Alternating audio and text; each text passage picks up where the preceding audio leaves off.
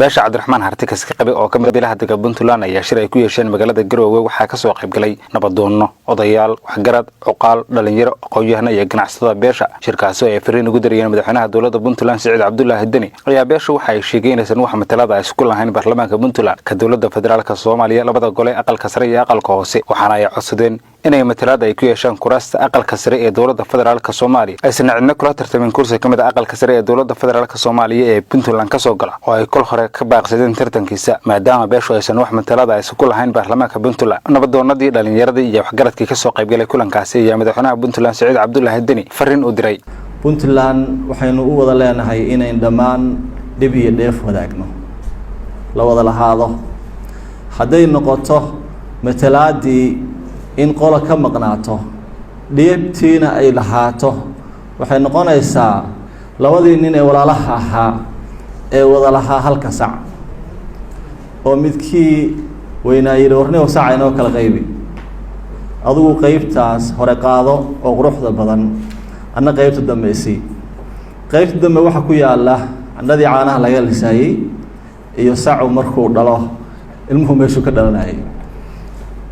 qaybta hore waxa ku yaala afkii sacu wuxuu u baahan yahay in la daajiyo wuxuu yiri wixii hawla iyo wixii daajina iyo wixii shaqada iska leh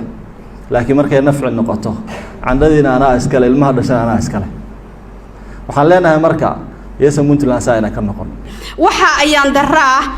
beel kamid ah todobada Harti beesha Cabdiraxmaan Harti inay xilligani shir noocan ah ay maamulka Puntland iyo sidoo kale dawladda federaalka kula hadasho waxaan leeyahay madaxweyne Saciid Cabdullaahi Deni anagu codsi ma jeedinayno anagu waxaanu jeedinaynaa xuquuq aanu leenahay ayaanu raadinaynaa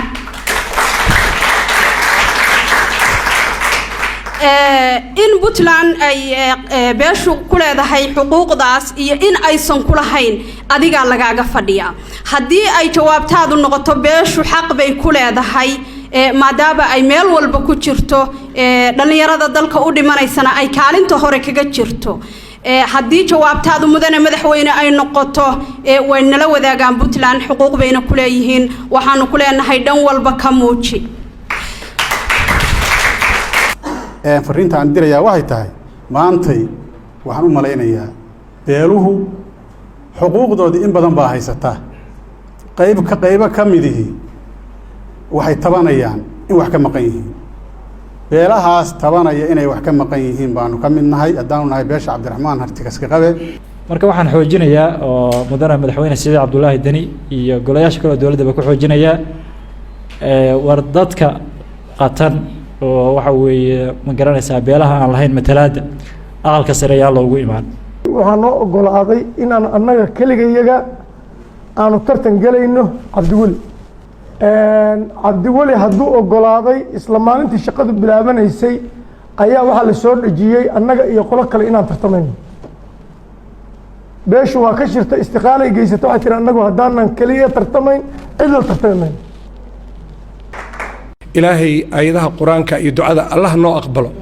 مراد كيننا الله سهله إلهي وحن كبري روب كان ديرتا أنا روب آرنا أو سومالي ودن قبوب ستو يبطلان الله كديه gabagabada kulanka ayaa beeshu waxay ka soo saartay bayaan ku aadan xuquuqda ka maqan kuna qotoma fariin loo diray madaxweynaha dawladda Puntland iyo odayaasha dhaqanka ee dawladda Puntland beeshu waxa ay madaxweynaha dawladda Puntland xasuusinaysaa ballantii uu u qaaday reer Puntland ee ahayd inuu dhex u noqdo wax kastana ku saleyn doono cadaalad iyo xaqsoor sidaas darteed beeshu waxa ay madaxweynaha u soo jeedinaysaa in kursiga aqalka sare ay ku tartamaan musharaxiinta ka tartamaya beesha oo kaliya kursigeedana uu yahay biyo kama dhibcaan ay xaq u leedahay iyo isagoo xasuusan oo tixgelinaya in muddo beeshu ka maqnayd golayaasha xeer jadinta dalka Cabdullaahi Cagaarana TV ga Radio SBC Garowe